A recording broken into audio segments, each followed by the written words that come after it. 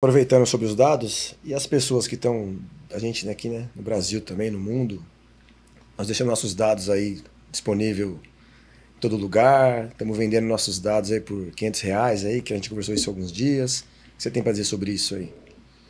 Cara, eu acho que a gente tem muita pouca maturidade com relação a dados pessoais, né? A gente tem a LGPD no Brasil tem agora vai fazer um bom tempo já, 2019, se eu não me engano, que ela entrou em vigor, 2019, 2020. Mas pouco. Quando você olha para a massa, né? Porque a gente vive numa bolha de quem trabalha com tecnologia tem muito mais acesso à tecnologia, ao que está acontecendo. Mas a grande massa não sabe o que é LGPD, não sabe o que é um dado pessoal, não sabe o que é PII, né? Que é a informação pessoal nossa, e não dá valor a isso. Né? E aí as empresas dão valor. A gente não dá valor ao nosso dado pessoal, mas a empresa dá. Né? Então, acho que isso é um trabalho de amadurecimento. Né? Quando a gente entender que a nossa informação pessoal tem valor, tem relação de troca. Quando você dá o seu CPF para a farmácia, você vai ter um desconto. Para você é bom. Quando você dá suas informações da Iris, como é o caso da WorldCoin agora lá da OpenAI, não, do Sam Altman, né? Você está dando seus dados da sua Iris por R$ 500. Tudo bem que tem toda um protocolo por trás muito forte de segurança da informação, de que você não vai, seu dado não vai ser gerado para identificar você, mas você está dando seus dados pessoais para alguém que vai tirar muito mais valor do que só os R$ 500 que você está recebendo, né? Então, acho que tem um trabalho muito grande de amadurecimento em cima disso, assim, ainda que aí, nesse sentido, a gente está muito longe de estar pronto. Que tema que é esse aí da Iris? Esse eu não estou acompanhando. Faz um tempo já, tá, que eles lançaram globalmente, mas reparem em alguma estação de metrô se vai ter uma lojinha pequenininha do WorldCoin. É uma empresa que o Sam Altman construiu, que ele tem um robô assim, desse tamanho assim, mais ou menos, que escaneia a sua íris e pega todos os dados da sua íris. Ele está criando uma grande base de dados para fazer estudos em geral. O foco deles é tipo assim, cada vez mais a inteligência artificial tá conseguindo as máquinas, né, se identificar como um ser humano. Como é que a gente vai identificar o que é ser humano e o que é máquina? Então os dados da íris que eles estão coletando tem um propósito muito nessa linha. Né? E aí eles criaram essas mini lojinhas, né, em vários lugares. Eu vi na Praça da Árvore, que eu moro lá perto, mas tem outros lugares já. Eles te pagam R$ 500 para você colocar o seu olho lá e eles captarem os seus dados. Né? E aí a gente fala aquele negócio, quando o produto de graça, você é o produto. Lá quando você recebe dinheiro para... Imagina o que está acontecendo. Né? Então, assim, eu tenho um contexto muito forte de segurança desses dados. Os dados não vão ficar para a empresa, não vão ser usados para coisas ruins, digamos assim. Mas no fim, você está dando seus dados por R$ 500. Né? E acho que com certeza a empresa vai tirar muito mais valor do que esses R$ 500 em cima disso. Acho que é muito essa conscientização que é um ponto importante. Você achou que era moleza, né? Já tem 1.000 aqui garantido. Você achou que era moleza aí, por onde vai essa brincadeira toda aí. E ele fez uma pergunta relativa lá do MIT. Você continuou tendo contato com a galera? Você... que tem de tendência aí que tá vindo aí pra frente, que a gente fala muito da IA generativa, né? Que é o que tá causando esse boom inteiro. Mas tem alguma outra coisa em paralelo ali que dentro, sei lá, o Gartner lá tem aquele hype cycle, né, das tecnologias. É que a IA generativa ela gera um impacto muito curioso pra gente, né? Mas qual outras tecnologias que ainda que estão presentes ali que a gente que você acha que vai ter um impacto grande aí no mundo aí da transformação digital e outras questões de empresa? E complementando, e aí da última feira que você foi também, que você pode trazer para nós aqui. A última que eu fui foi em 2022, que eu fui pro TechCrunch Disrupt. Lá... Você foi para onde? Pro TechCrunch Disrupt, na Califórnia. Califórnia. Que legal. 2022. Fui com a minha esposa, inclusive. A gente foi de férias. a gente gosta de passar... A gente não vai Não tinha Copa do Mundo. A gente não vai para Disney, a gente vai para feira. Em 2019 a gente foi pro Liveworks, que era uma feira de transformação digital da indústria, e em 2022 a gente foi pro TechCrunch. Naquela época, foi engraçado que eu não fui em 23, mas eu acompanhei o que aconteceu em 2023. Em 2022 o foco era muito health techs. Então, assim, era muita questão de saúde, muita coisa de sustentabilidade também, assim, tinha algumas questões sobre energia limpa. Eu achei, assim, fenomenal o que as startups estavam mostrando lá, não tinha nem dimensão disso. 2023 tudo era IA generativa. Assim, a gente não foi, mas eu acompanhei as empresas, tudo falava de IA. Então, assim, uma movimentação muito rápida de um ano para o outro. E agora continua, né? Acho que está todo mundo olhando para isso. A IA generativa, ela trouxe ela democratizou a IA. Ninguém sabia o que era IA. Ninguém sabe direito ainda o que é IA, né? Mas, assim, a IA generativa democratizou para as pessoas entenderem. Não, mas é bom que não precisa explicar, a pessoa usa, né? Usa. Se você tiver que explicar Fica que é um intuitivo. produto, já tá complicado. Sim. Né? Já dificultou, é uma objeção a mais. Isso. O legal da IA lá é que você usa. E aí cada um vai usando num determinado nível. É intuitivo, vai para grande massa. Né? Acho que esse é o grande ponto. O grande fator diferencial deles foi para grande massa. Eu tenho uma visão em algumas questões de tecnologia. E desculpa eu ficar voltando que você tem a parte de dados, especialização e tudo mais, mas é porque é algo que acho que pelo menos aparentemente as empresas elas não estão tão prontas. Você lembra que você falou, IA sem dado não é nada. Eu costumeiramente, porque a empresa em geral ela trabalha com restrição. Então, na época do microserviço, até antes, né, mas do Service Oriented Architecture lá. Legal, não sei o que. Não, mas puta, vamos fazer o que dá, vai fazer o que dá. Se todo mundo tivesse seguido, tirando nota 7 em 8, as coisas que foram acontecendo, as transformações teriam sido mais fáceis de serem absorvidas. Quem foi deixando, beleza, vamos continuar igual, ou não pôde fazer na hora, cada mais vai chegar num momento que não vai ter condição de fazer.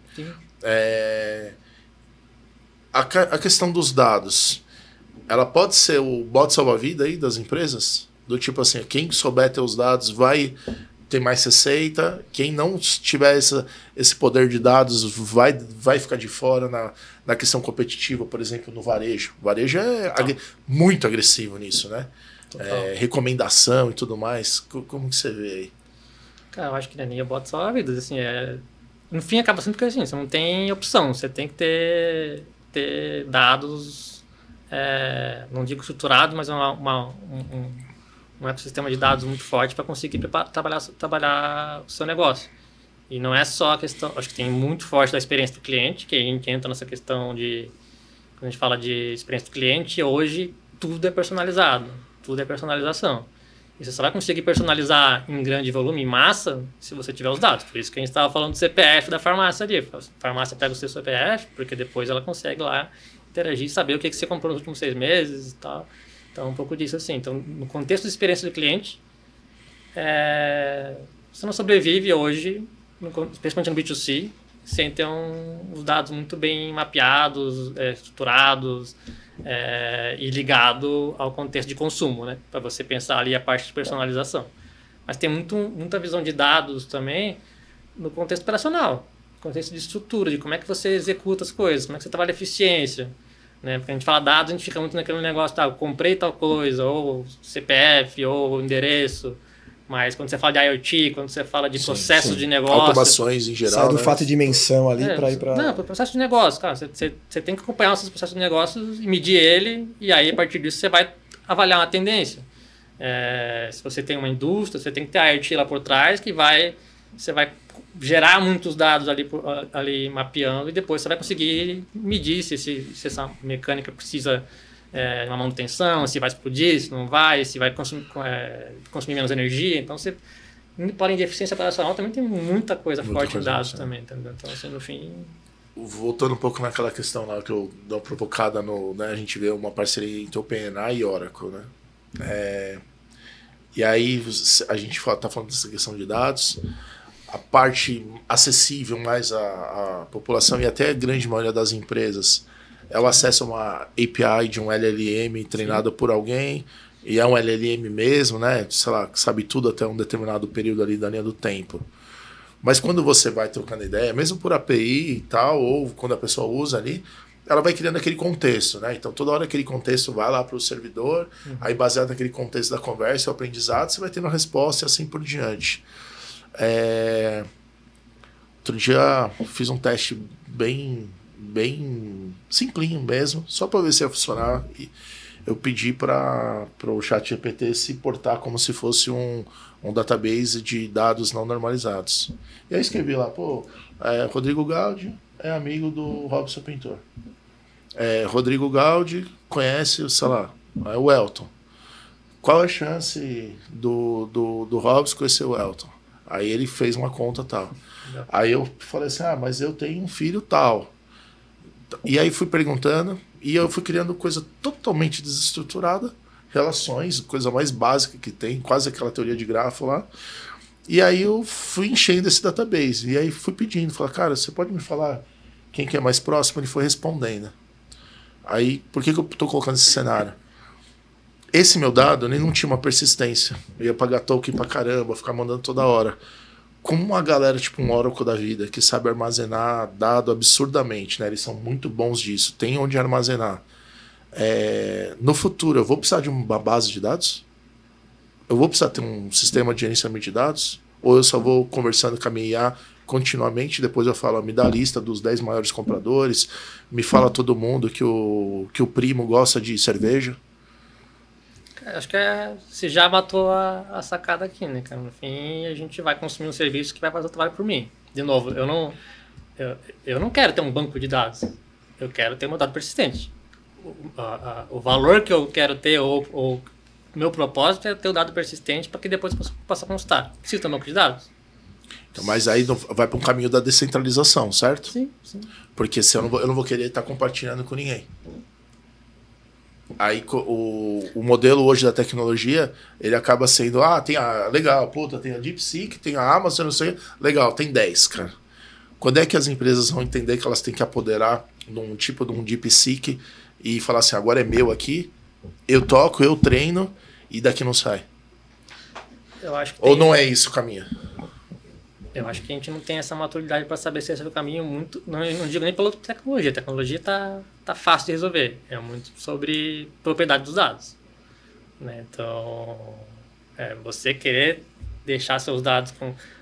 Quando você pega esse mundo cloud hoje, que se fortaleceu muito como serviço, né? E eles vendem o serviço de armazenamento de dados, esses caras, eles criaram Eles têm um empoderamento sobre isso porque eles... Centralizaram. Não é porque eles conseguiram centralizar porque a gente confiou neles. A gente confiou numa hora, a gente confiou essa é a minha provocação. A internet surgiu para descentralizar. Aí, centralizando a Oracle, a Amazon, aquela CrowdStrike, né? Sim, que deu a pau da segurança, né? É verdade. Mas é muita confiança, entendeu? Assim, a gente confiou. Hoje... A gente fala de centralizar, mas assim, hoje a internet e o mundo descentralizado só existem por causa da nuvem.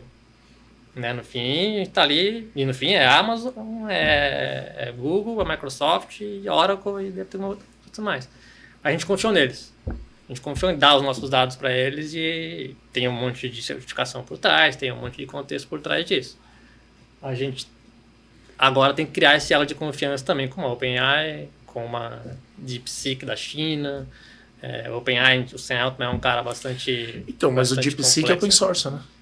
Sim, mas no fim, ainda por trás tem um governo chinês ali que trabalha em cima disso. A OpenAI tem o Sam Altman, que é um cara bastante controverso. Então, assim, aí você pega, Gemini da Google já confia. Copilot da Microsoft já gerou sinal de confiança. Porque a minha provocação está na questão da continuidade das empresas. Legal, tô colocando tal, beleza. Aí, da cloud, né? Todo mundo foi pra cloud e falou assim, não, legal, agora, não precisa ter máquina e tal. Aí começou a chegar a conta porque não é do uso, né? Sim. Porque todo mundo pay as you go. Fica assim escrito lá. Sim. Pay as you go. Os modelos, né? Pay as you go e não sei o quê. Só que não é isso não, cara. Você ligou uma maquineta lá, o barato tá pagando. Aí você gastava R$300 para provisionar uma máquina para você. Sim. Não em cloud, num data center. E você poderia fazer tudo. Aí passou a 3 conto, cara. Se você não fala Finopus hoje, né? Sim. Desculpa. Então, aí vem o Finopus. Aí o Finopus vai concluir que você tem que... Não, sai daí, volta. É uma provocação que volta naquela questão que a gente estava falando da plataforma, né? Preciso construir plataforma. Mas não será que será? Constrói a sua plataforma com seus parceiros ao invés de vamos todo mundo usar a mesma plataforma? Cara, vamos mandar mensagem de e-mail. Todo mundo usa o SendGrid e o Twilio para mandar SMS. Eu vou pegar esse gancho aí. Vou pegar esse gancho e... Eu não sei quanto inteligente as empresas estão sendo em usar sempre as mesmas coisas, entendeu? Eu acho que o ponto é o que a gente falou um pouco antes, assim. Tava barato fazer isso antes. Até 3, 4 anos atrás tava barato fazer. Você tinha dinheiro infinito, você tinha que gastar dinheiro e você conseguia fazer. Agora o dinheiro está restrito. Agora você tem que pensar um pouco mais, tem que ser mais estratégico, ter uma arquitetura mais pensada, e aí você vai começar a balancear mais as coisas. O Finópolis veio um pouco nesse sentido. Aí, ó, Pega só um segundinho, eu acho que tem alguma dica aí. Eu vou pedir para você falar diretamente pro microfone. Tá bom. Você tá meio... Tranquilo. É porque a gente fica tá se alinhando no olhar. Aí eu vou trazer o... Eu falo pouco aqui. Tem um que faz assim, ó. Tem um que faz assim, ó. Ah, pode crer. Tô zoando. Que eu vou pegar o gancho dessa parte é o seguinte. O dinheiro estava barato, você falou, a tecnologia estava com muita grana, etc, etc. Aonde vem a responsabilidade dos executivos aqui, Tito? A maturidade e a responsabilidade. Chegou lá uma AWS na minha empresa, ó, cara, vem para cá, te dou 1 milhão aqui de crédito. Eu quero, mostro para algum board que eu economizei grana, meu time não está apto a fazer, ainda não conhece tecnicamente, alguém deixa alguma coisa solta lá, alguém processa muita coisa e gasta muito dinheiro. Onde está a maturidade do executivo para falar, não é o momento, vou entender melhor, ou vou montar um time melhor, ou vou pegar só a parte da consultoria primeiro, para depois talvez pegar esse 1 milhão de créditos aqui para esse meu projeto? Eu acho que agora começou a se cobrar mais isso, né? Um negócio que não estava tão sendo cobrado. E agora você começa a trabalhar... Começa não, né? Volta a trabalhar com business case. Você tem que comprar isso aqui baseado no quê? De novo, o que você está gerando de negócio lá no final? TI por si só não gera negócio, digamos assim, né? Você faz parte de um contexto que vai gerar negócio. Então você tem que ter um business case para comprovar que você está usando isso. Aí o orçamento é a mesma coisa, né? Então, tipo, vou usar a Amazon, mas a Amazon vai me gerar esse economia de custos, economia de escala, que lá na frente eu vou conseguir gerar uma margem maior de negócio. Você tem que olhar muito mais, e aí estava de dados, né? Olhar muito mais estrategicamente por como você analisa seus dados. Meus dados financeiros, meus dados de eficiência, meus dados de margem, meus dados de receita. Então tá muito ligado a isso também.